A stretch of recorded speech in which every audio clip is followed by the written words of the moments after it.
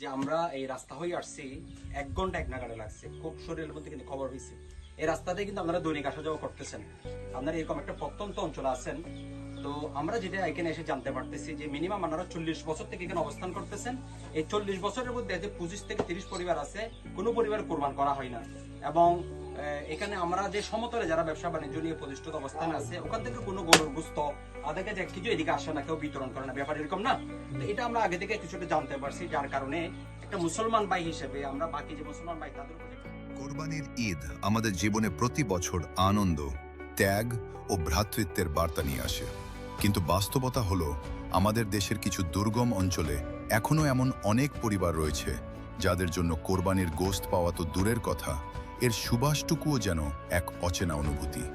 বান্দরবানের লামা উপজেলার প্রত্যন্ত পাহাড়ি জনপদ টিয়ারঝিরি তারই একটি উদাহরণ। দীর্ঘ প্রায় 40 বছর ধরে সেখানে বসবাসরত অনেক পরিবার কখনো কোরবানির গোশতের স্বাদ গ্রহণের সুযোগ পায়নি।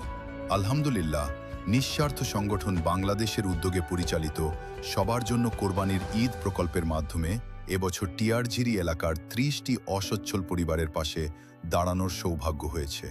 প্রতিটি পরিবারের হাতে তুলে দেওয়া হয়েছে 1 কেজি কোরবানির গোশত, আটা, প্রয়োজনীয় মশলা এবং সামান্য নগদ সহায়তা।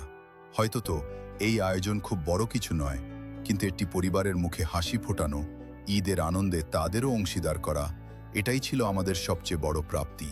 আমরা মহান আল্লাহ তাআলার দরবারে শুকরিয়া জ্ঞাপন করছি, যিনি আমাদেরকে তাঁর সৃষ্টির সেবায় সামান্য অবদান রাখার সুযোগ দিয়েছেন। বিশেষ কৃতজ্ঞতা ও দোয়া সেই সকল ভাই ও বোনদের জন্য যারা তাদের শ্রম, সময়, ভালোবাসা, দান ও সহযোগিতার মাধ্যমে এই উদ্যোগকে সফল করেছেন। মহান